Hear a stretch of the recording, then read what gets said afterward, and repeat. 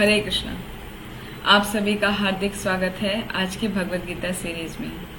हमारा 5वां अध्याय शुरू हो चुका है और आज हम जानेंगे कि एक कर्म योगी के क्या क्या लक्षण होते हैं। तो आइए अपने सत्र का शुरुआत करते हैं मंगलाचरण से। ओम अज्ञानतिमिरन्धस्य ज्ञानञ्जनाशलाकया चक्षुरुन्मिलितं येन तस्मै श्रीगुरुवे नमः। श्रीचैतन्यमनोभीष्टं स्थापितं येन भूतले स्वयं रूप कदा मह्यं ददाति स्वपदान्तिकं। वन्देऽहं श्रीगुरो श्रीयुतपदकमलं श्रीगुरुं वैष्णवांश्च।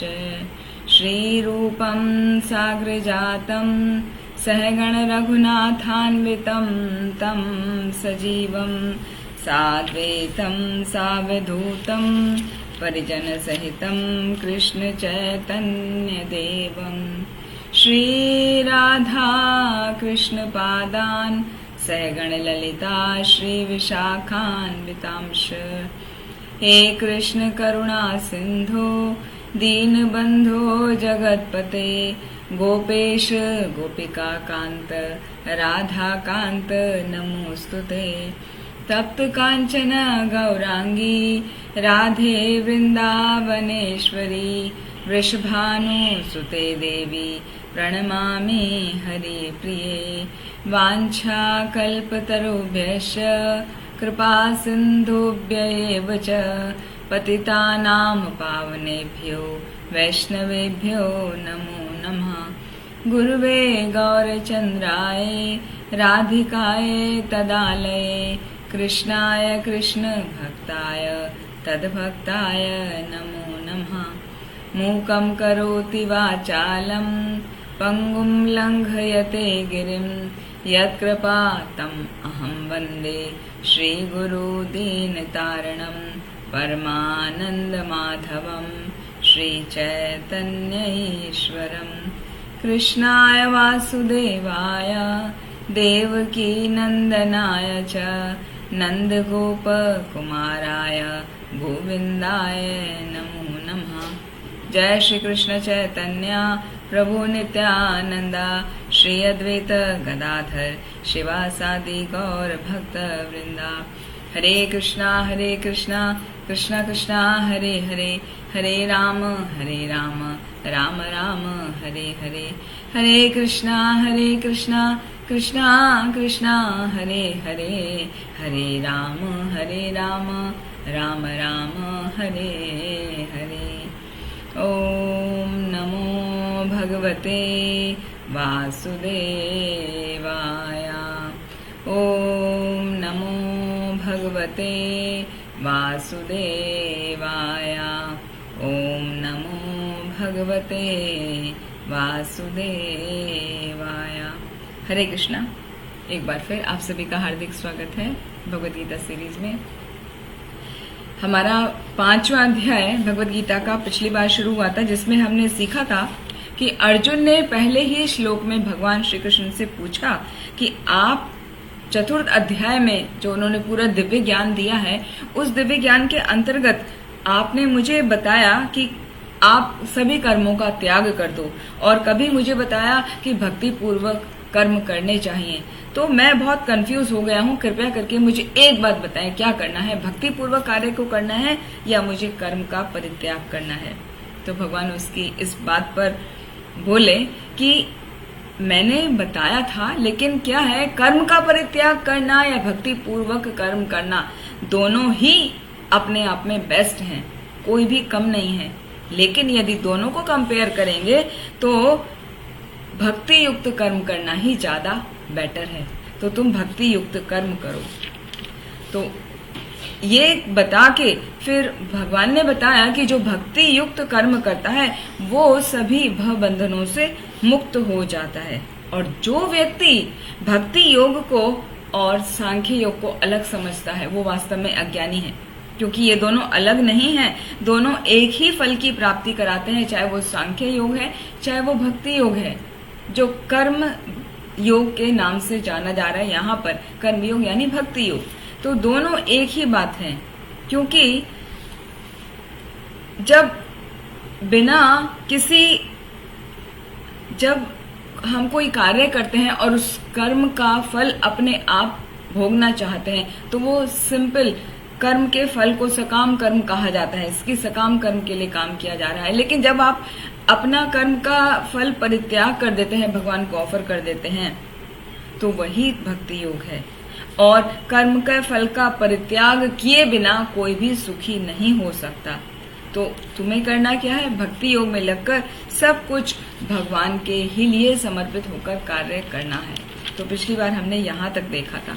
अभी आज हम देखेंगे श्लोक संख्या 7 से 12 तक कि योग युक्त व्यक्ति के क्या लक्षण होते हैं।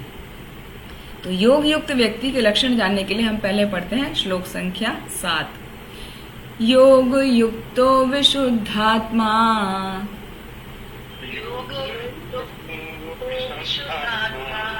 विजितात्मा जितेन्द्रियः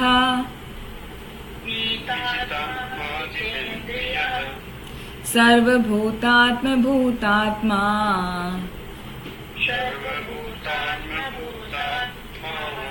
कुर्वन् अपि न लिप्यते।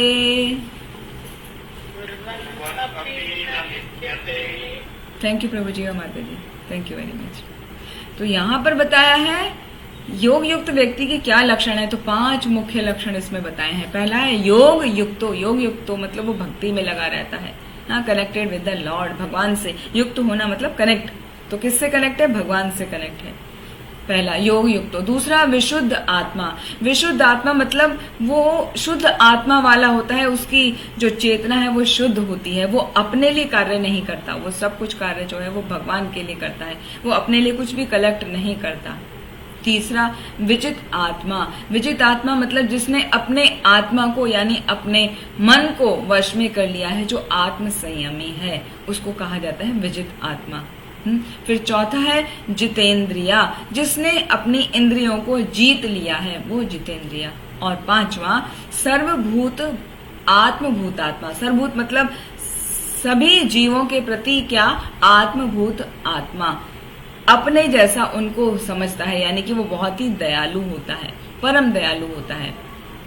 कुर्वन् अपि न लिप्यते। तो ऐसा व्यक्ति जो भक्ति में लगा है, जिसकी आत्मा शुद्ध है, जिसने अपने मन को संयमित किया है, जिसने अपनी सभी इंद्रियों को जीत लिया है और जो सभी जीवों के प्रति समभाव रखता है, समान दयालु भाव रखता है, उन्हें अपने ही जैसा समझता है, वो क्या होता है? वो सभी व्यक्तियों का प्रिय होता है।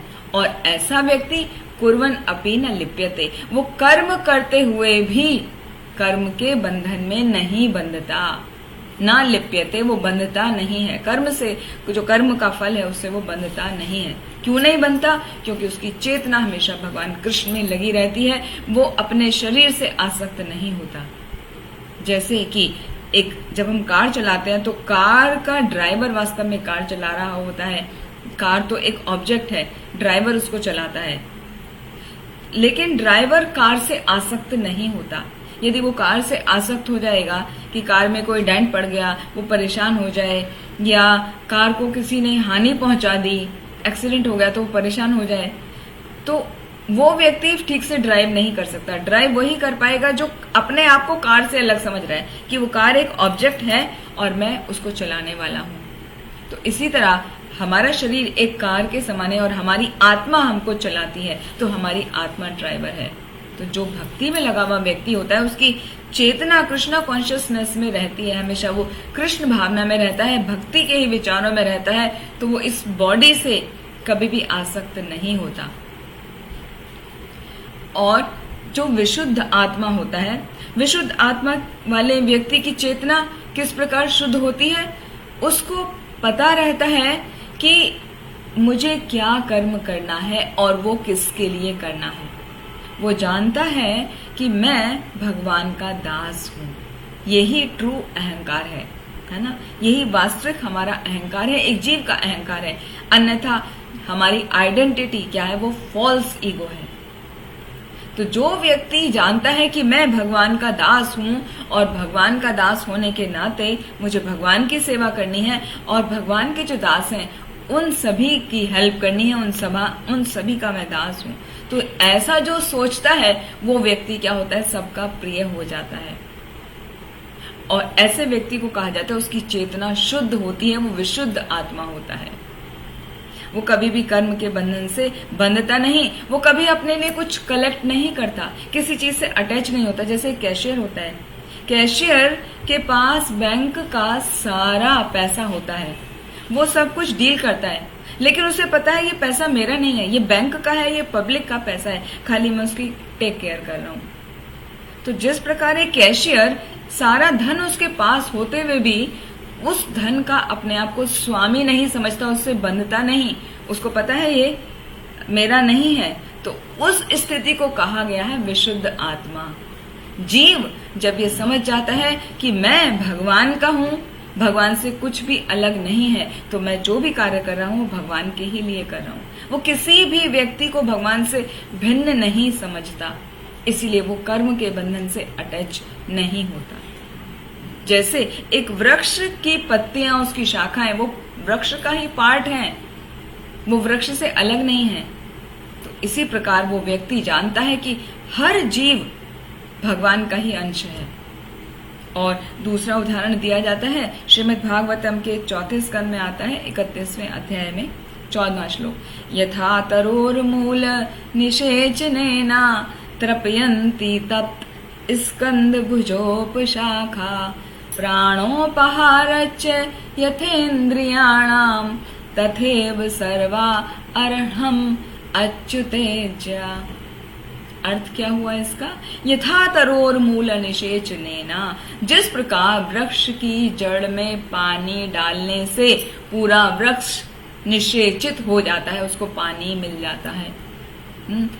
तृप्यन्ति तत् स्कंद भुजोपशाखा, उसके तने को, उसके पत्ती के और उसके फल को, फूल को, सबको पानी मिल जाता है। प्राणोपहारच्च यथेन्द्रियाणाम, और जब हम भोजन डालते हैं, खाना खाते हैं, तो स्टमक में फूड जाता है और वहां से वो डाइजेस्ट होकर उसकी एनर्जी पूरे शरीर में फैल जाती है। तथे उसी प्रकार सर्वाहरणम अच्युतेज्या, सारी एनर्जी सभी कुछ भगवान से ही आ रहा है। तो जो ऐसा जानता है सब कुछ भगवान विष्णु ही है, भगवान कृष्ण ही है, तो वो हमेशा उसका मन स्थिर रहता है। ऐसे व्यक्ति को कहा जाता है विजित इंद्रिया। उसने अपनी इंद्रियों को पूरी तरह जीत लिया होता है, वो कभी भी डगमगाता नहीं है, उसका अपने मन पे पूरा नियंत्रण होता है, अपनी इंद्रियों पर पूरा नियंत्रण होता है। तो क्या होता है, इसलिए उसका मन, जब उसने मन को और बुद्धि को संयमित कर लिया, तो उसका मन हमेशा कृष्ण भावनामृत में, कृष्ण के लिए भक्ति के कार्यों में स्थिर हो जाता है, वो डगमगाता नहीं। जब वो स्थिर हो गया तो उसके विचलित होने का प्रश्न ही नहीं उठता। ना ही उसको कोई और कार्य अच्छा लगता है कि वो कृष्णा कॉन्शियसनेस से अलग कोई कार्य करे। वो जो भी करता है उसको भगवान के ही कार्य को समझ के करता है। ऐसा नहीं है कि वो जॉब नहीं करेगा या बिजनेस नहीं करेगा या अपना घर के हाउस होल्ड ड्यूटीज नहीं करेगा या करेगी, वो ऐसा नहीं सोचता जिसकी चेतना भगवान में स्थिर रहती है, क्योंकि वो हर कार्य को भगवान के ही लिए समझ के करता है कि ये मेरी ड्यूटी है और उस अपनी ड्यूटी का फल मुझे भगवान को अर्पित करना है। सारे कर्मों के फलों का परित्याग वो करता है।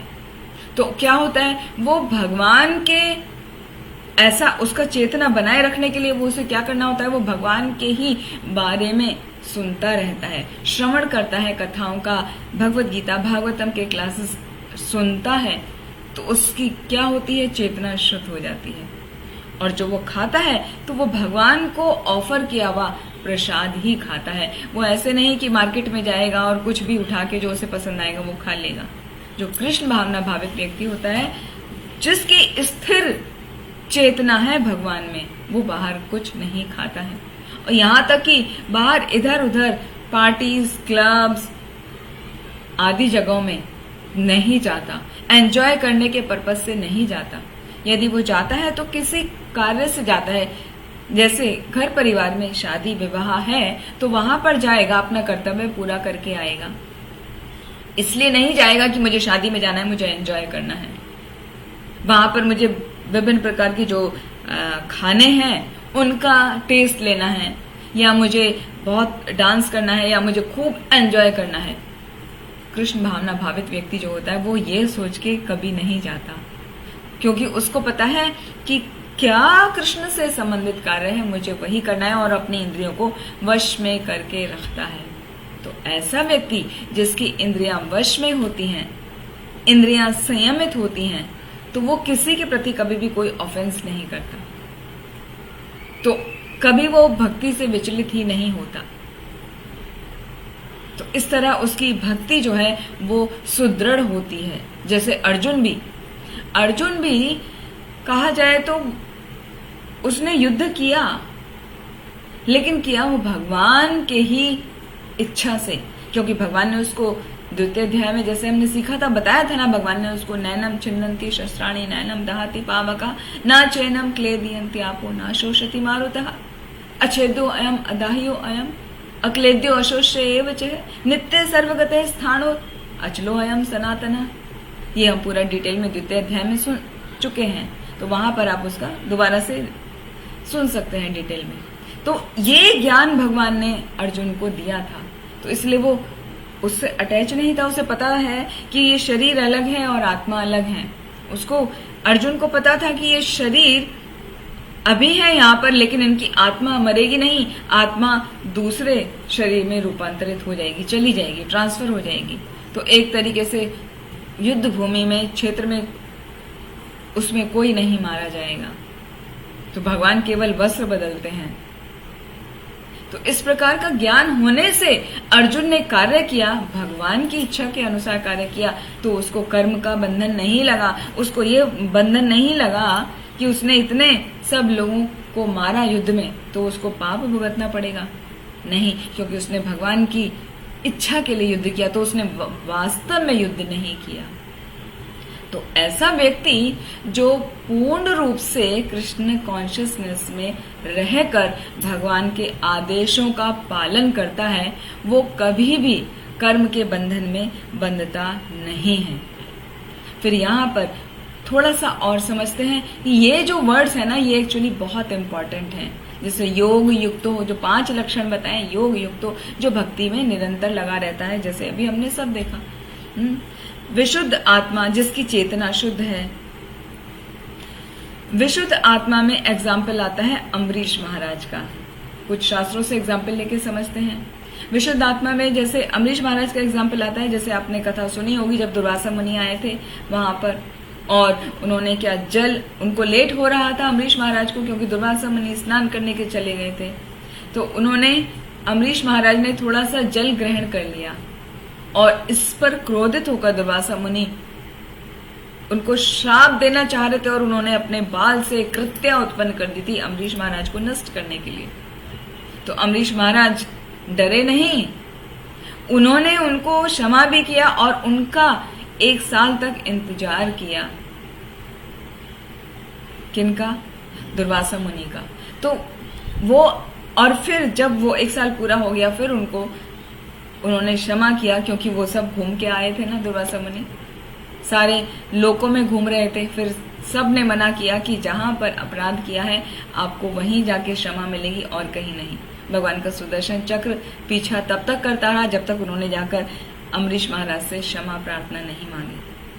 तो यहाँ पर ये है पॉइंट कि अम्बरीश महाराज विशुद्ध आत्मा थे, उनके प्रति कोई ऐसा कुछ गलत व्यवहार भी कर रहा है तब भी उन्होंने ध्यान नहीं दिया। वो विशुद्ध आत्मा होने के कारण उन्होंने उनको माफ कर दिया। तो ऐसा व्यक्ति होता है विशुद्ध आत्मा। फिर है सर्वभूतात्म भूतात्मा। भूतात्मा मतलब जो सभी जीवों को समान भाव से देखता है। इसमें उदाहरण हम ले सकते हैं युधिष्ठिर महाराज का। युधिष्ठिर महाराज सभी के प्रति समभाव थे। जैसे एक वृतांत आता है यक्ष का और पांडवों का। तो जब पांडवों को प्यास लगी, वो एक तालाब पर गए वहां वो पानी पीना चाहते थे, तो उस तालाब के जो कंट्रोलर थे यक्ष, उन्होंने मना किया सब भाइयों को एक एक करके कि पहले मेरे प्रश्न का उत्तर दो, फिर तुम्हें पानी पीने की आज्ञा मिलेगी। लेकिन किसी ने भी सुना नहीं, वो पानी पीने लगे और जैसे ही पानी पीते थे वो सब एक एक करके अनकॉन्शियस हो जाते थे, बेहोश हो जाते थे। फिर बाद में युधिष्ठिर महाराज आए। युधिष्ठिर महाराज ने जब पानी पीना चाहा तो यक्ष ने उनको भी वही कहा कि आपको पहले मेरे सभी प्रश्नों का उत्तर देना होगा। युधिष्ठिर महाराज ने बहुत ही शांत स्वभाव से उनके सभी प्रश्नों का उत्तर दिया और उनके प्रश्नों का उत्तर सुनकर यक्ष बहुत प्रसन्न हो गए और उन्होंने कहा कि मैं तुमसे बहुत प्रसन्न हूं, ये सभी तुम्हारे भाई हैं, तुम इनमें से जिसको चाहो मैं उसको जीवित कर सकता हूं, बताओ आपको कौन चाहिए। तो युधिष्ठिर महाराज भीम को भी जीवित करवा सकते थे, अर्जुन को जीवित करवा सकते थे, क्योंकि भीम में बहुत बल है, अर्जुन बहुत बड़ा धनुर्धारी है जो सब कुछ कंट्रोल कर सकता है। तो लेकिन उन्होंने क्या कहा, युधिष्ठिर महाराज ने यक्ष को कहा कि मैं कुंती महारानी का पुत्र जीवित हूं और जो मेरी माता है दूसरी माद्री का भी एक पुत्र जीवित रहना चाहिए, तो कृपा करके आप नकुल को जीवित कर दीजिए। युधिष्ठिर महाराज की ऐसी बात को सुनकर यक्ष बहुत प्रसन्न हो गए कि आप वास्तव में भूतात्मा हो, आप सभी जीवों के प्रति समान भाव रखते हो, सभी जीवों के प्रति आप बहुत दयालु हो, तो मैं आपसे प्रसन्न हूं और अभी मैं आपके सभी भाइयों को जीवित कर देता हूं, चारों भाइयों को जीवित कर देता हूं। तो इस प्रकार व्यक्ति होता है समभावना वाला, जो हर जीव के अंदर भगवान को ही देखता है, भगवान का ही अंश देखता है, वो सबके प्रति समान होता है। ऐसी ही एक कथा आती है संभावना वाली रंती देव की, श्रीमद् भागवतम के 9वें स्कंद में। वहां पर हमने सुना था कि रंती देव ने 48 दिनों तक उपवास किया था, निर्जला उपवास किया था उन्होंने। और जब उनका उपवास कंप्लीट हो गया, जैसे ही वो भोजन करने बैठे अपने परिवार के साथ में, तो तुरंत वहां पर एक ब्राह्मण आ गया। ब्राह्मण जैसे ही आया तो उन्होंने क्या किया, अपना हिस्सा, वो अपने परिवार के साथ में खा रहे थे ना, तो अपना हिस्सा उन्होंने ब्राह्मण को दे दिया। फिर थोड़ी देर में एक, जैसे ही वो दोबारा बैठे, वो बाकी सब 3 हिस्से अपनी पत्नी और बच्चों के साथ डिवाइड किए थे, तो उन सबको वापस से 4 जगह डिवाइड करके जैसे ही खाने बैठे, फिर एक शूद्र वहां पर आ गया भोजन मांगने के लिए, तो उसको उन्होंने एक हिस्सा दे दिया। फिर थोड़ी देर बाद अगली बार क्या हुआ, जैसे फिर वो वापस बैठे तो उनका आधा पहले ही डिवाइड हो चुका है। फिर एक व्यक्ति आ गया जिसके पास कुत्ते थे कई, और वो बोला बहुत दिनों से मेरे कुत्तों ने और मैंने भोजन नहीं किया, हम सभी भूखे हैं, तो कृपया करके हमें भोजन दीजिए। तो वो जो 2 हिस्से बाकी थे वो भी रंती देव ने उनको दे दिए, तो वो व्यक्ति संतुष्ट होकर चला गया। अभी केवल पानी बचा था उनके पास में। अभी जैसे वो पानी पीने लगे, तुरंत एक चंडाल आ गया और वो गुहार करने लगा कि मैं बहुत प्यासा हूं, मैंने कई दिन से पानी नहीं पिया है, मुझे कुछ नहीं चाहिए, कृपया करके थोड़ा सा जल दे दीजिए। और उनकी हालत कितनी खराब होगी हम सोच सकते हैं। निर्जला एक दिन हमसे करना मुश्किल होता है, वो 48 दिन उपवास किया निर्जला, उसके बाद उनको पानी पीने की भी स्थिति नहीं है, तो वो पानी भी उन्होंने उस चंडाल को दे दिया। और उनके इस भाव को देखकर वहां पे ब्रह्मा जी और शिव जी प्रकट हो गए। वो कहने लगे, वो ब्राह्मण, वो शूद्र और वो व्यक्ति और वो जो चंडाल था, वो सब हम ही आए, हम तुम्हारी परीक्षा ले रहे थे और हम तुम्हारी इस संभावना वाले भाव से बहुत प्रसन्न हैं कि आप सभी जीवों को समान समझते हो, अपने जैसा समझ के उनको उनके साथ व्यवहार करते हो। तुमने देखा उनको भूख लगी है, उनको प्यास लगी है, तो तुमने अपना भोजन उनको दे दिया और उनकी भक्ति से प्रसन्न होकर रंती देव को वरदान दिया था, उनको शुद्ध भक्ति का वरदान मिला। तो ये होता है सर्वभूत भूतात्मा, आत्मभूत आत्मा। जो व्यक्ति होता है वो सभी पर दयालु होता है। तो इस प्रकार हमने ये 5 लक्षण समझे, योग युक्तो, विशुद्ध आत्मा, विजित आत्मा, जितेंद्रिया और सर्वभूत आत्मा भूतात्मा। ठीक है, अभी अगले वाले श्लोक में चलते हैं, जहां पर ये समझाया गया है कि जो व्यक्ति भगवान के प्रति समर्पित होकर सब कार्य करता है वो वास्तव में वो कार्य करता है, फिर भी वो कार्य नहीं करता क्योंकि वो कर्म के बंधन से नहीं बनता। Is doer yet he is non doer. वो कार्य करता हुआ भी उस कार्य से बंधता नहीं है। तो ऐसा कैसे हो सकता है, उसके लिए समझते हैं श्लोक संख्या 8। नेव किंचित करोमीति युक्तो मन्येत तत्त्ववित्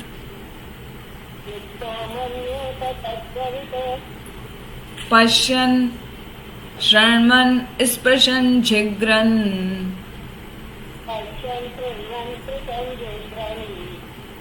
अश्नन् गच्छन् स्वपन् श्वसन्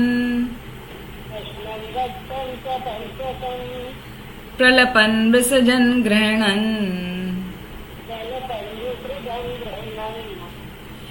उन्मिषन् निमिषन् अपि इन्द्रियाणि इन्द्रियार्थेषु वर्तन्त इति धारयन्। थैंक यू माता जी, बहुत सुंदर रिसाइट किया आपने, एकदम शुद्ध, वेरी गुड। नेव किंचित करोमिति, ना एव किंचित करोमिति, वो कुछ नहीं करता वास्तव में।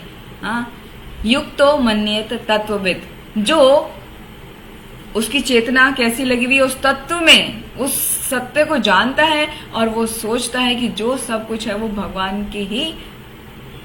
से ही जुड़ा है, भगवान की ही कृपा से है।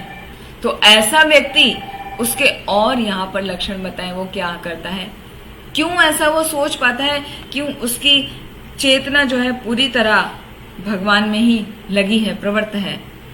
क्योंकि पश्यन, जब वो देखता है, श्रवण, जब वो सुनता है, स्पर्शन, जब वो कुछ चीज छूता है, जिघ्रन, कुछ सूंघता है, अश्नन, कुछ खाता है, गच्छन, जब वो चलता फिरता है, जाता है, स्वपन, जब वो स्वप्न देखता है, श्वसन, जब वो श्वास लेता है, जब वो सांस लेता है, प्रलपन, जब वो बातचीत करता है, विसर्जन, जब वो शरीर से कुछ त्याग करता है, जैसे पसीने का त्याग इत्यादि, ग्रहणन, जब कुछ एक्सेप्ट करता है, स्वीकार करता है, उन्मिशन, खोलता है, क्या खोलते हैं, आईज खोलते हैं ना, उन्मिशन खोलता है, और निमिशन बंद करता है।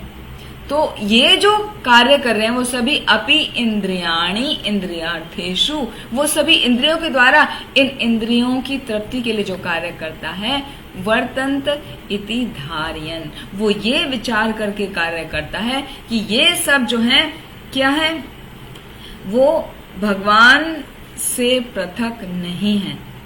तो उसका देखना, सुनना, कुछ कर्मेंद्रिय से कार्य करना, छूना, सूंघना, खाना, पीना, चलना फिरना, सोना, उठना, सांस लेना, हर समय वो यही जानता रहता है कि वास्तव में वो कुछ नहीं कर रहा है, वो सब क्या हो रहा है, वो भगवान के ही कारण हो रहा है।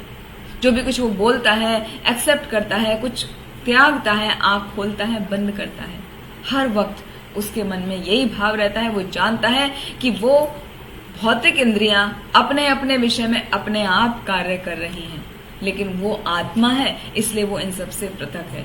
उसकी भौतिक इंद्रियां काम कर रही हैं। तो इस प्रकार 5 ज्ञान इंद्रिया और 5 कर्म इंद्रिया वो सभी अपने अपने कार्यों में लगी हैं, और मैं उन सब से अलग हूं, तो वो उनसे अटैच नहीं होता। तो यहाँ पर बहुत बड़ा अंडरस्टैंडिंग है हमारे सीखने के लिए। हमें ये जानना चाहिए कि हम अपनी नॉलेज गेनिंग सेंस और एक्टिविटी सेंस से जितने भी काम करते हैं वो वास्तव में वो अपने आप हो रहे होते हैं, हम नहीं कर रहे हैं उसको। हम तो सोल हैं, तो उस सोल को हमें भगवान के ही कार्य में लगाना होता है। तो जो व्यक्ति भक्ति में रहता है उसका जीवन शुद्ध होता है। उसको पता है कि जो कार्य किया जाता है ना, कार्य करने के 5 कारण होते हैं। वो क्या है? 18वें अध्याय में हम पढ़ेंगे, अधिष्ठानम तथा कर्ता कर्णम च पृथक विधम विविधांश पृथक चेष्टा देवम च वात्र पंचमम। ये 5 कारण बताए हैं किसी भी कार्य को करने के। पहला है अधिष्ठानम, हमारा शरीर, मतलब या तो प्लेस, या यहाँ पर हम शरीर के ही कंटेक्स्ट में बात कर रहे हैं तो उसी तरह समझेंगे। तो अधिष्ठानम मतलब हमारा शरीर। कर्ता यानी डूअर, यानी हमारी आत्मा। हम बता रहे हैं ना, आत्मा काम करती है, शरीर तो काम नहीं कर रहा, शरीर तो एक माध्यम है। जैसे कार शरीर के जैसा तुलना करके पिछले श्लोक में समझाया था, तो शरीर तो कार के जैसा है। ड्राइवर चला रहा है तो वो डूअर, हमारी आत्मा, वो कार्य करती है। कर्णम, हमारी सेंसेस, सेंस ऑर्गन्स हमारे काम करते हैं। और पृथक चेष्टा, जो हमारे एफर्ट्स हैं, जो हम प्रयास करते हैं, वो काम करता है। लेकिन उन सब के ऊपर है देवम, वो गॉड जो सैंक्शन करते हैं। देवम च वात्र पंचमम, च एव अत्र पंचमम, वो जो पांचवा जो कारण है वो ही मुख्य कारण है, वो भगवान की इच्छा होती है तभी हमारा शरीर कार्य करता है, हमारी सेंसेस कार्य करती हैं, हमारा दिमाग कार्य करता है, जिससे हम एफर्ट लगाते हैं और वो शरीर से कार्य कराते हैं। और वो सभी कंट्रोल हो रहा है हमारी आत्मा से, क्योंकि आत्मा है परमात्मा का अंश। तो इस प्रकार वो व्यक्ति जानता है कि कुछ भी मैं नहीं कर रहा हूं, भगवान की दिव्य सेवा में ही वो लगा रहता है, अपने आप में अपने सेंसेस को प्रसन्न करने में नहीं लगता। हालांकि उसकी एक्टिविटी देख के ऐसा लगेगा कि वो भी तो साधारण व्यक्ति की तरह खा रहा है, पी रहा है, चल रहा है, फिर रहा है, सो रहा है, उठ रहा है, जाग रहा है, आंखें बंद कर रहा है, खोल रहा है। क्या फर्क है कृष्ण भावना भावित व्यक्ति में, एक भक्त में और साधारण व्यक्ति में? क्योंकि दोनों की एक्टिविटी एकदम समान लगती है, कोई फर्क नहीं है।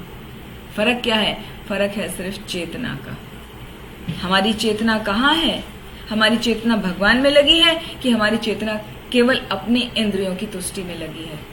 जब हमारी चेतना केवल अपनी इंद्रियों की तुष्टि में ही लगी रहती है, तब हमें उसका फल भुगतना पड़ता है, उसके कर्म का फल से हम बंध जाते हैं। अन्यथा यदि हम भगवान के ही लिए कार्य करते हैं तो किसी प्रकार का कोई कर्म का बंधन नहीं होता। यहाँ पर पीछे आया था ना, कुर्वन् अपि न लिप्यते, वो कभी भी उसके बंधन में बंधता नहीं है। आगे देखते हैं अगला श्लोक, जिसमें बताया गया है कि भगवान के लिए किस तरह कार्य करा जाए। जैसे अभी सारी एक्टिविटी बताई ना, भगवान के लिए सुन रहा है, भगवान के लिए देख रहा है, भगवान के लिए कार्य कर रहा है। इसका एग्जाम्पल है बेस्ट जनक महाराज और अम्बरीश महाराज। अम्बरीश महाराज की एक कथा हमने सुनी थी, जिसमें दुर्वासा मुनि के साथ में जो वृतांत आता है, वो उसको डिस्क्राइब करने के लिए कि वो विशुद्ध आत्मा है। और यहाँ पर जो कंटेक्स्ट में आ रहा है कि वो किस तरह से अपनी सभी इंद्रियों को भगवान की सेवा में लगा रहे हैं। बेस्ट एग्जाम्पल है जनक महाराज और अम्बरीश महाराज। तो अम्बरीश महाराज क्या करते थे? भगवान, आंखों से भगवान के अर्चा विग्रह का दर्शन लेते थे, कानों से भगवान की कथाओं का श्रवण करते थे, मुख से भगवान के पवित्र नामों का जप किया करते थे, अपने सभी कर्मेंद्रियों से भगवान की विभिन्न प्रकार की सेवाएं करते थे। भगवान के लिए कुकिंग करना, भगवान के लिए गार्डन से फूल लेकर आना, भगवान के अर्चा विग्रह को सजाना, भगवान की आरती करना, उनको भोग बना के उनको खिलाना। अनेक प्रकार से भगवान की सेवा की जा सकती है। तो इस प्रकार वो लगे रहते थे। और जनक महाराज को वो भी क्या है? वो शुद्ध भक्त हैं, वो युक्त आत्मा, वो विशुद्ध आत्मा, विजित आत्मा और जितेंद्रिया, वो सारे गुण उनमें हैं जनक महाराज में। तभी तो वो सीता मैया के पिताजी कहलाते ना, जानकी के पिता हैं जनक महाराज, इसीलिए उनका नाम जानकी पड़ा। जनक महाराज उनके पिता हैं और वो हैं शुद्ध भक्त। उन्होंने अपनी सभी इंद्रियों को संयमित किया और सभी कार्यों को करते हुए बहुत बड़े वो राज ऋषि थे, वो राजा थे और बहुत बड़े ऋषि भी थे, इसीलिए उनको कहा जाता है राज ऋषि। तो वो अपने वो प्रजा का भी ध्यान रखते हुए, सब कुछ करते हुए, देखने से लगता था वो साधारण राजा की तरह कार्य करते हैं, लेकिन वो किसी से भी अटैच नहीं थे। उनका चित्त हमेशा भगवान की ही सेवा में लगा रहता था। चित्त का अर्थ होता है मन और इंटेलिजेंस, मन और बुद्धि, उसको मिला के वर्ड है चित्त। तो उनका मन और बुद्धि दोनों हमेशा भगवान की सेवा में लगी रहती थी। ऐसा जो व्यक्ति होता है वो किस तरह से काम करता है, यहाँ पर आगे समझते हैं। वो तो जनक महाराज और अम्बरीश महाराज का एग्जाम्पल दिया, अभी हम उसको कैसे करेंगे और आगे डिटेल में समझते हैं। श्लोक संख्या 10। ब्रह्मण्य आधाय कर्माणि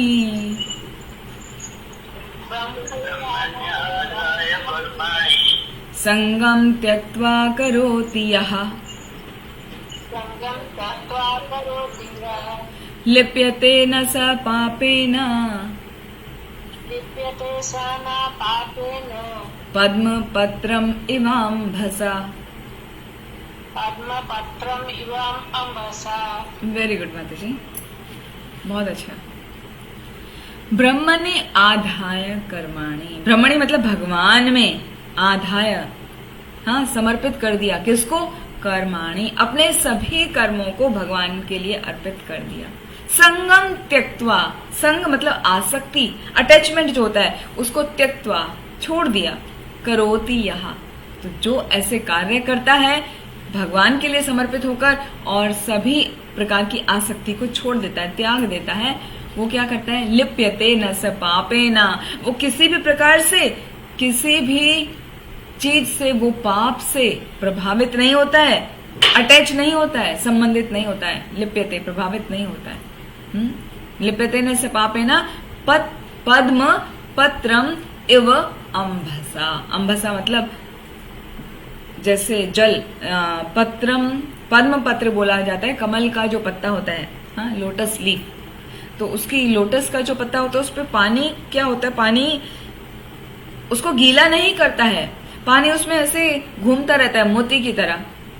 जैसे आप पत्ते पे मोती डालो तो मोती कैसे घूमता रहेगा, उसमें मिक्स नहीं होगा। ऐसे ही पानी की बूंद यदि हम कमल के पत्ते पे डालते हैं तो वो घूमती रहती है, कमल का पत्ता गीला नहीं होता है।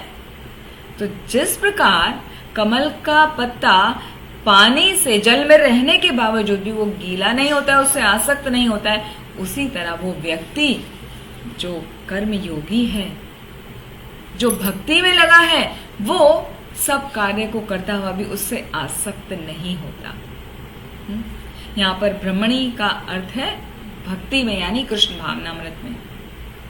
तो जनरली होता क्या है, जो भौतिक संसार है, मटेरियल वर्ल्ड है, वो सभी 3 गुणों से मिलके बना है, जिसको प्रधान संज्ञा कहा जाता है। और वो प्रधान संज्ञा, प्रधान उसको कहा जाता है, तो वो या महत्त्व भी उसको कहीं कहीं पर कहा गया है। तो वो सब भगवान से ही प्रकट होता है। मम योने महद ब्रह्मा तस्मिन गर्भम ददामि अहम। भगवान बताते हैं ना कि प्रत्येक वस्तु भगवान की ही अभिव्यक्ति है और भिन्न भिन्न रूपों में वो कार्य करती है। भगवान की ही शक्ति विभिन्न रूपों में कार्य करती रहती है, जैसे कि ईशोपनिषद में भी कहा गया है। ईशोपनिषद का फर्स्ट श्लोक आता है, ईशावास्याम इदम सर्वम यत्किंच जगत्याम जगत तेन त्यक्तेन भुंजी था माग्रधा कस्य सुधनम। अर्थात जो भगवान की भक्ति में लगा है उसको पता है कि ये जगत में जो भी कुछ है वो भगवान का ही है, भगवान ही हर चीज के स्वामी है, कुछ भी मेरा नहीं है। तो वो शुभ अशुभ फल से कभी भी लेना देना नहीं होता उसको, उनसे बंधता नहीं है, क्योंकि वो अपने सभी कार्यों को भगवान के लिए करता है। वो उसी वस्तु को स्वीकार करता है जो उसके अपने कोटे की है, कि हाँ ये मेरे लिए है तो मैं इतना ही स्वीकार करूंगा, एक्स्ट्रा स्वीकार नहीं करता। वो छोड़ देता है कि ये भगवान का है, वो किसी और का होगा, मतलब भगवान ने वो किसी और के लिए दिया होगा, मेरे लिए इतना सफिशिएंट है तो मैं उतना ही स्वीकार करूंगा। तो ऐसा व्यक्ति कभी भी कर्म के बंधन से बंधता नहीं है, क्योंकि कर्म का बंधन इतना स्ट्रांग होता है, उससे कोई बच नहीं सकता। हम कितने ही पाप तो छोड़ दीजिए, पाप का फल भुगतना पड़ता है। हम पुण्य करें, पुण्य का भी फल भुगतना पड़ेगा। और ऐसा नहीं है कि आप हमेशा पुण्य का कार्य कर रहे हैं तो आपसे कोई गलती नहीं होगी, उसका आपको विपरीत अर्थ नहीं होगा, ऐसा भी होता है। जैसे भागवतम में ही कथा आती है राजा नृग की। राजा नृग बहुत दानवीर थे, बहुत दान दक्षिणा करते थे। एक बार उन्होंने 2 ब्राह्मणों को 1,000 गायें दान की। लेकिन क्या हुआ, जब पहले ब्राह्मणों को 1,000 गायें दे दी तो उन गायों के झुंड में से एक गाय अपने आप चलकर आ गई और जो बाकी वहां पे गायें थी उनमें खड़ी हो गई। और दूसरे ब्राह्मण को जब उन्होंने गाय दी तो क्या हुआ, वो वाली गाय जो आकर पहले वाले झुंड से आकर उनमें मिल गई थी, वो दोबारा दूसरे गाय ब्राह्मण को दे दी गई। और पहले जमाने में तो ब्राह्मण भी शुद्ध होते थे ना, उन्हें पता चल जाता था। तो जैसे ही उन्हें पता चला कि ये गाय तो पहले वाले ब्राह्मण को दे दी गई थी और ये गाय मुझे वापस दे दी, जबकि वो 1,000 गाय हैं, 999 गाय मतलब अलग हैं, एक गाय सेम हो गई पहले वाले झुंड की। तो वो ब्राह्मण उसी पे नाराज हो गया कि आपने सेम गाय कैसे दान कर दी, आप तो कंजूस हैं, आपने एक गाय बचा ली, उसके गाय मुझे वापस से दान कर दी। तो जब पहले वाले ब्राह्मण को पता चला, वो भी नाराज हो गया कि ऐसा कैसे किया। उन्होंने बहुत कोशिश करी, राजा नरक ने, कि मैं आपको और गाय दे दूंगा, लेकिन आप प्रसन्न होइए, आप नाराज मत होइए, इसमें मेरी क्या गलती है, भाई गाय चल के आ गई कि नहीं, तुमने ध्यान नहीं दिया। और उनको वो शाप दे डाले ब्राह्मण, क्या कि तुम जाके छिपकली बन जाओ, अगले जन्म में तुम छिपकली बन जाओ। ऐसा शाप मिल गया राजा नरक को, जो हजारों गायें दान किया करते थे, लेकिन उसके अलावा वो और भी बहुत दान करते थे। तो बड़े बड़े मंदिर बनाने में, भगवान कृष्ण के मंदिर बनाने में भी वो दान किया करते थे। तो भगवान कृष्ण के मंदिर बनाने में जो उन्होंने दान दिया, उसका फल ये मिला कि उनको जो अगला जन्म छिपकली के रूप में हुआ, और शाप के कारण वो जन्म हुआ उनका द्वारका नगरी में, जो भगवान की नगरी है, भगवान श्री कृष्ण की नगरी है, वहां भगवान श्री कृष्ण रहते हैं। अगले जन्म में वो बहुत बड़ी सी लिजार्ड छिपकली बनी द्वारका में। तो यदु कुमारों ने एक बार जब देखा कि ये इतनी बड़ी छिपकली है, उन्होंने भगवान कृष्ण को बुलाया कि देखिए ये बहुत बड़ी छिपकली है, इसका भी कुछ कर दीजिए। तो भगवान ने क्या किया, उसको अपने पैरों से स्पर्श किया, चरण स्पर्श किया। जब चरण स्पर्श किया, वो तुरंत ही वो छिपकली ने शरीर छोड़ दिया और वो नृग अपने रूप में आ गया और उसका उद्धार हो गया, फिर वो उसको चला गया। तो कहने का अर्थ ये है, इस स्टोरी को यहाँ पर कोट इसलिए किया है कि यदि हम सोचें कि हम बहुत सारा दान दक्षिणा करेंगे तो हम अपने पापों को खत्म कर लेंगे या उससे हमें मुक्ति मिल जाएगी, तो ऐसा नहीं होता है। बड़े बड़े एग्जाम्पल हैं श्रीमद् भागवतम में, और ये सत्य एग्जाम्पल है, कोई भी कहानी नहीं है, झूठ नहीं है। तो जब बड़े बड़े राजाओं के साथ में मिस्टेक हो सकती है, बड़े बड़े ब्राह्मणों के साथ में मिस्टेक हो सकती है, तो हम और आप तो क्या हैं। तो इसका सॉल्यूशन क्या है, हमें पुण्य कमाने में नहीं लगना चाहिए, हमें भक्ति में लगना चाहिए, क्योंकि भक्ति में किया गया कर्म ही हमारा उद्धार कर सकता है, इसका और कोई तोड़ नहीं है। और हमें ऐसे रहना चाहिए जैसे कि कमल का फूल या कमल का पत्ता होता है। पंकज कहते हैं ना कमल को, पंकज का अर्थ है पंख प्लस ज मतलब जन्म हुआ, पंख माने कीचड़ से जो जन्म हुआ, यानी कमल जिसका कीचड़ से जन्म हुआ, वो कीचड़ में रहते हुए भी उससे लिपटा नहीं है, उससे अटैच नहीं होता, वो एकदम साफ सुथरा नीट एंड क्लीन रहता है। तो हमें भक्तों को, सभी लोगों को इस संसार में रहते हुए भी उसके संबंधों से, कर्मों से आसक्त नहीं होना चाहिए। जो भी अपना कार्य करना है, कार्य करो अपना ड्यूटी समझ के, उसमें आसक्त मत हो जाओ कि हमारा पुत्र है, ये हमारी पुत्री है, ये हमारी बहू है, ये हमारी प्रॉपर्टी है, ये हमारी दुकान है, ये हमारे बिजनेस है। किसी से भी आसक्त मत हो।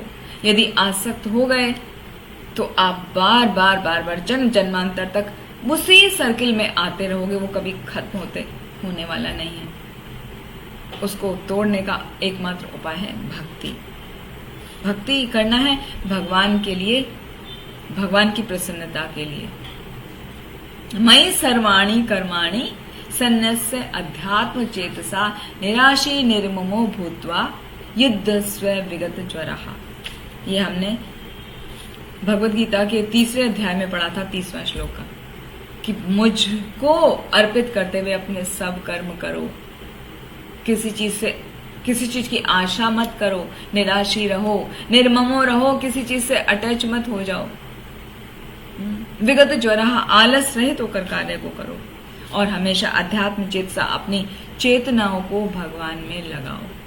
तो जब ऐसा व्यक्ति अपनी चेतना को भगवान में लगा देता है तो उसका मन भी कंट्रोल हो जाता है, उसकी सभी इंद्रियां भी कंट्रोल हो जाती हैं, और जब उसकी मन, उसकी इंद्रियां, उसकी बुद्धि सब कुछ कंट्रोल हो गई तो वो आसानी से भक्ति के कार्यों को कर सकता है या कृष्ण भावना भावित कार्यों को कर सकता है।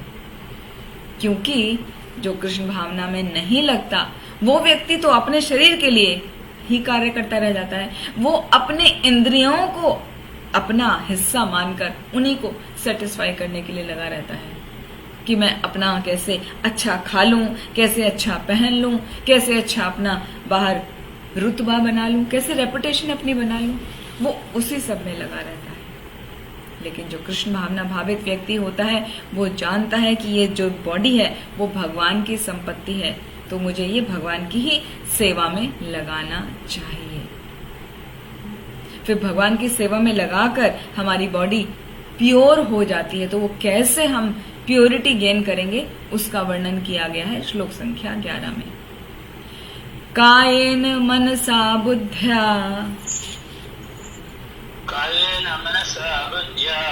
केवलेरिन्द्रियैरपि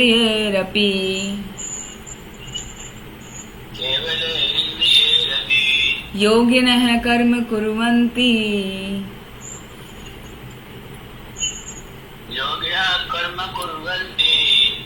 संगम त्यक्त्वात्मशुद्धये।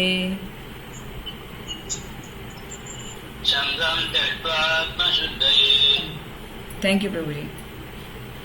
तो यहाँ पर बताया है किस तरह हमें अपने आप को प्यूरिफाई करना है। हाँ, तो पहला है कायेन, कायेन मतलब बॉडी से, मनसा मन से, बुद्धया बुद्धि से, केवलेर इंद्रियर अपि अपनी इंद्रियों को शुद्ध करना है। कैसे करना है? योगी रहे कर्म कुर्वन्ति, उस योग में लगना है। योग क्या? भक्ति योग में। तो भक्ति योग में लग के जो योगी होते हैं वो अपने शरीर से, मन से, बुद्धि से अटैच नहीं होते, वो डिटैच हो जाते हैं, आसक्ति रहित होकर मन से, बुद्धि से और इंद्रियों से जो कार्य करते हैं वो केवल शुद्धिकरण के लिए ही कर्म होता है। योगिनः कर्म कुर्वन्ति संग त्यक्त्वात्म शुद्धये, वो अपनी शुद्धि के लिए वो कर्म करते हैं। तो ऐसा जो व्यक्ति होता है वो 3 चीज कहा जाता है, BMI, body mind and intelligence. और साथ में जब बॉडी भी हमारी लगी है भक्ति में, कृष्ण भावना भावित कर्म करने में, हमारा माइंड लगा है, हमारा इंटेलिजेंस लगा है, तो ऑटोमेटिकली हमारी इंद्रियां, सेंसेस भी लग जाती हैं। तो जब ये चारों चीज बॉडी, माइंड, इंटेलिजेंस और सेंसेस जब भक्ति में लग गए तो हम भौतिक कलमश से मुक्त हो जाते हैं, सभी प्रकार के पापों से मुक्त हो जाते हैं, और ऐसे व्यक्ति को किसी प्रकार का कोई भौतिक फल नहीं लगता। इसलिए जो कहा जाता है ना, सामान्य एटिकेट्स हमें फॉलो करने चाहिए। तो जो सामान्य एटिकेट वाले जो रूल्स होते हैं उनको कृष्ण भावनामृत में जो व्यक्ति कार्य करता है वो आसानी से कर सकता है, उसको अलग से कुछ करने की जरूरत नहीं होती, क्योंकि उसे पता है हर कार्य भगवान के लिए ही करना है, हर कार्य और हर कार्य का कारण भगवान ही है। तो इसलिए वो अपने आप को आसानी से संयमित कर पाता है। जैसे भक्ति रसामृत सिंधु में रूप गोस्वामी वर्णन करते हैं, इहा यस्य हरेर दासे कर्मणा मनसा गिरा निखिला स्व अपि अवस्थासु जीवन मुक्तः स उच्यते। जीवन मुक्त एक लिबरेटेड सोल का डेफिनेशन यहाँ पर बताया है कि जीवन मुक्त का अर्थ क्या है। वो व्यक्ति जो कर्मणा मनसा गिरा, गिरा कहते हैं वाणी को, जो अपने कर्म से, अपने मन से, मन में दोनों आ गए, माइंड में और इंटेलिजेंस भी, उनको दोनों ही तरीके से समझा जाता है। तो अपनी बॉडी से, माइंड इंटेलिजेंस से और स्पीच से, गिरा वाणी से, वो क्या होता है, भगवान के ही कार्यों में लगा रहता है। निखलासु अपि अवस्थासु, वो भले ही ऐसा लगता है कि कोई साधारण व्यक्ति की तरह काम कर रहा हो, भले ही वो क्यों ना कर रहा हो, लेकिन वो उससे बंधता नहीं है, उससे मुक्त रहता है। उसी को जीवन मुक्त कहा जाता है, वही लिबरेटेड सोल कहलाता है। और यही स्थिति कहलाती है कृष्ण भावनामृत की पूर्ण अवस्था, क्योंकि उसको अपना अहंकार नहीं होता। हमारी बॉडी का जो राइट आइडेंटिफिकेशन है वो यही है कि हम भगवान के दास हैं, ये शरीर हमारा नहीं है। ये तो शरीर एक मटेरियल की तरह मिला है हमें, जैसे कार है, कार और कार का ड्राइवर हमेशा याद रखिए, हमारा बॉडी एक कार के जैसा है, और कार का ड्राइवर जब नहीं होगा तो कार नहीं चलेगी। ऐसे ही हमारी जब सोल, जो परमात्मा का अंश है, वो नहीं होगा, हमारे शरीर में आत्मा नहीं होगी, तो हम कार्य नहीं कर सकते। तो ऐसा व्यक्ति हमेशा समझता है कि मैं भगवान का हूँ, भगवान का ही अंश हूँ, तो मेरा ये शरीर भी भगवान की ही संपत्ति है।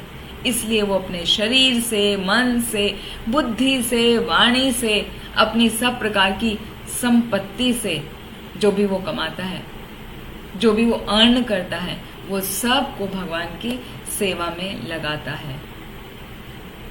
और इस प्रकार वो अहंकार उसका पूर्ण रूप से खत्म हो जाता है, और ऐसा व्यक्ति कहलाता है कृष्ण भावना भावित व्यक्ति की परफेक्ट स्टेज, वो परफेक्ट स्टेज में कहलाता है। यहाँ पर श्रीधर स्वामी भी कोट करते हैं कि कैसे वो प्योरिटी वाली स्टेज को प्राप्त किया जा सकता है। तो बहुत अच्छा श्लोक है, श्लोक नहीं ले रहे हैं यहाँ पर, उसका मीनिंग बता रहे हैं। तो उसमें बताया है कि हम कैसे अपने आप को प्योर कर सकते हैं, कैसे कृष्णा कॉन्शियसनेस की जो पूर्ण अवस्था है उस तक ला सकते हैं। तो पहला है, हमें अपनी बॉडी को सफाई करना चाहिए, यानी प्रतिदिन स्नान करना चाहिए, कायन स्नान आदि। दूसरा, बुद्धया तत्व निश्चय आदि, मतलब हमें मन को संयमित करना चाहिए मेडिटेशन के थ्रू, और जो भी कार्य करें वो अपनी बुद्धि को लगाना चाहिए भगवान की सेवा में।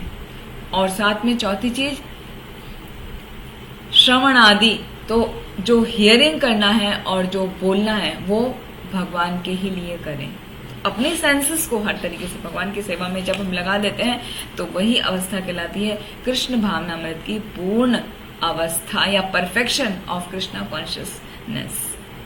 तो ये जो परफेक्शन है, ये कुछ लोग प्राप्त कर पाते हैं और कुछ लोग प्राप्त नहीं कर पाते। तो ऐसा क्यों है? कार्य करते हुए तो सभी दिखाई देते हैं, ऐसा लग रहा है ना कि सभी कार्य कर रहे हैं, देखने से कुछ फर्क नहीं लगता। कृष्णा कॉन्शियस पर्सन में और एक साधारण मनुष्य में कोई अंतर नहीं है। तो वहां पर ये प्रश्न उठता है कि फिर क्या है कि कुछ कर्म के बंधन में बंध जाते हैं और कुछ कर्म के बंधन में नहीं बंधते। तो उसका आंसर आ रहा है श्लोक संख्या 12 में। युक्तः कर्मा फलम त्यक्त्वा, पढ़िए।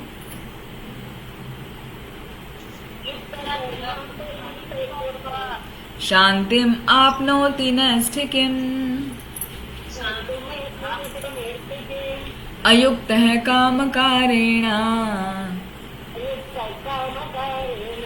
फले सक्तो निबध्यते।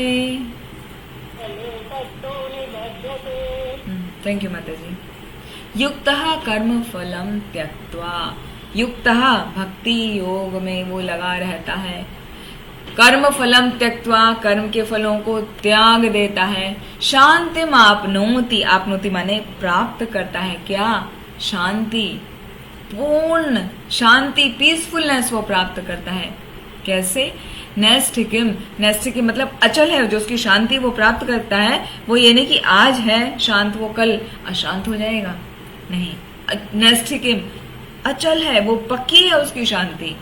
अयुक्तः काम कारेणा। लेकिन दूसरा व्यक्ति जो अयुक्त है, जो युक्त नहीं है, पहले लाइन में बताया युक्त है मतलब जो भक्ति में लगा है, दूसरी लाइन में अयुक्त है जो भक्ति में नहीं लगा।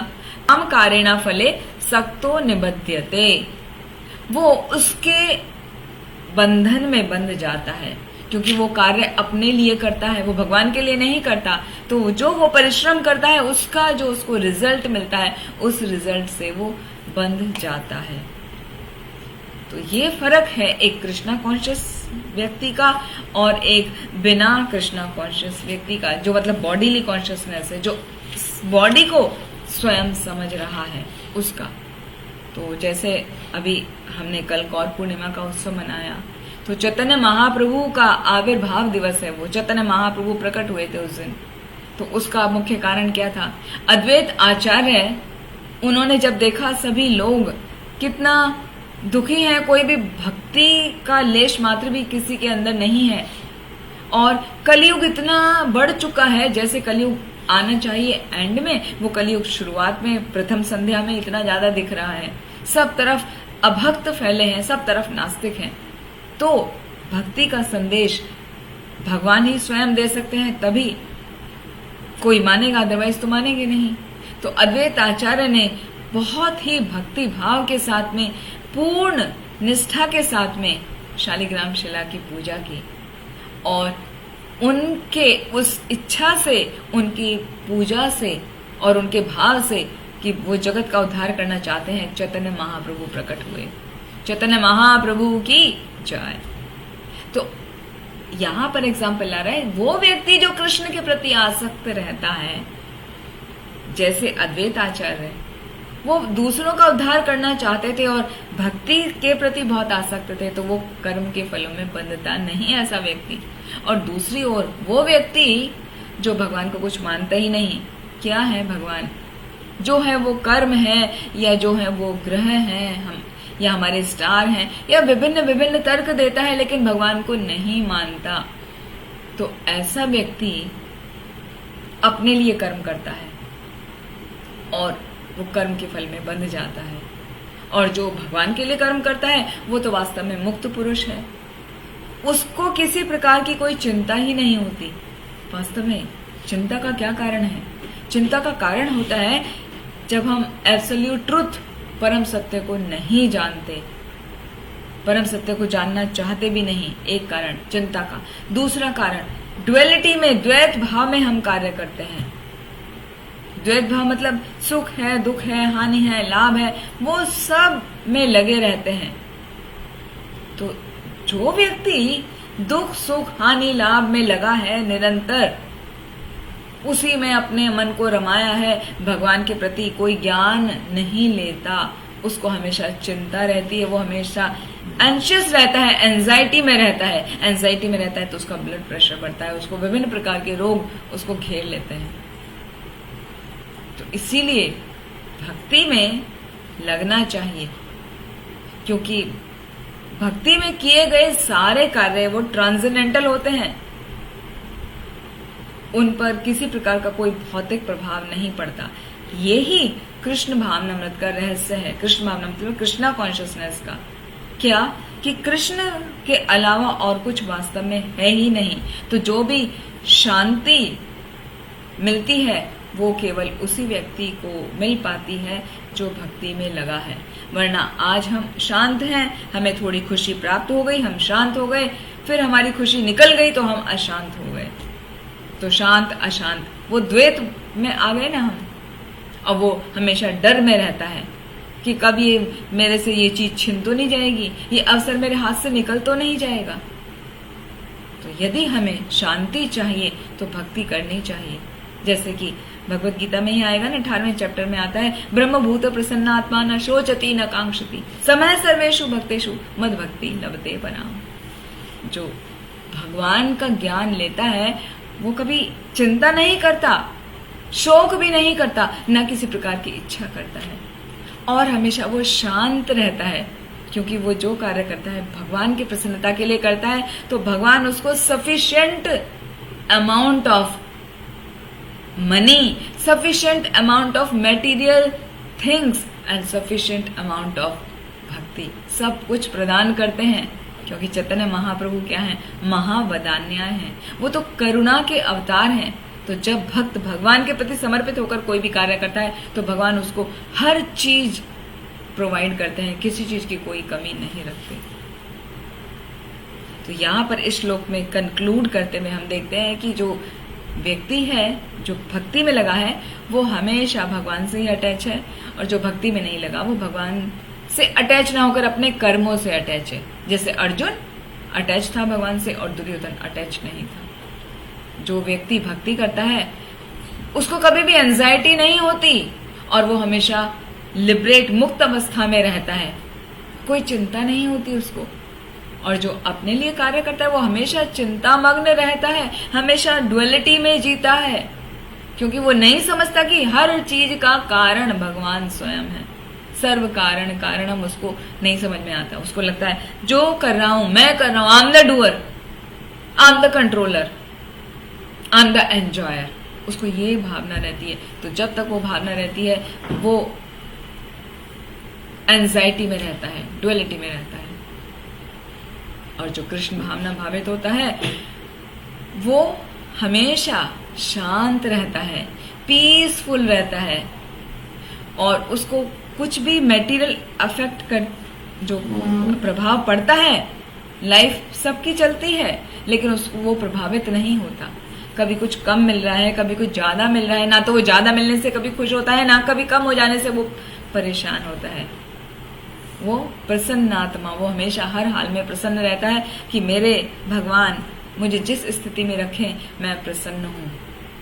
भगवान चाहते हैं अभी कुछ परीक्षा ले रहे हैं, थोड़ा कम है तो मेरे पास समय है, मैं और ज्यादा भक्ति करूं। अभी भगवान ने एम्पल अमाउंट दिया है तो उसके साथ में कैसे भगवान की सेवा में लगा रहूं। वो कभी भी भगवान को नहीं भूलता, हर तरीके से भगवान की सेवा में लगा रहता है, इसीलिए वो हमेशा शांत रहता है। और जो अपने लिए जीता है वो हमेशा अशांत रहता है। That is the difference. तो यही आज का चैप्टर जो हमने पोर्शन लिया 7 श्लोका से लेके 12 श्लोका तक, कि जो कृष्ण भावना भावित व्यक्ति होते हैं उनके लक्षण देखे और उनका रिजल्ट देखा। रिजल्ट क्या कि वो हमेशा शांत रहता है। तो हम सबको भक्ति में लगना चाहिए और भक्ति के गुणों को अपने अंदर विकसित करना चाहिए। अगले सत्र में हम देखेंगे श्लोक संख्या 13 से जीव, प्रकृति और ईश्वर किस प्रकार हमारे जीवन को प्रभावित करते हैं। आज की सत्र को यहीं पर विराम देते हैं। आप सभी का बहुत बहुत धन्यवाद। वांछा कल्पतरुभ्यश्च कृपा सिन्धुभ्येव च पतितानां पावनेभ्यो वैष्णवेभ्यो नमो नमः। हरे कृष्ण।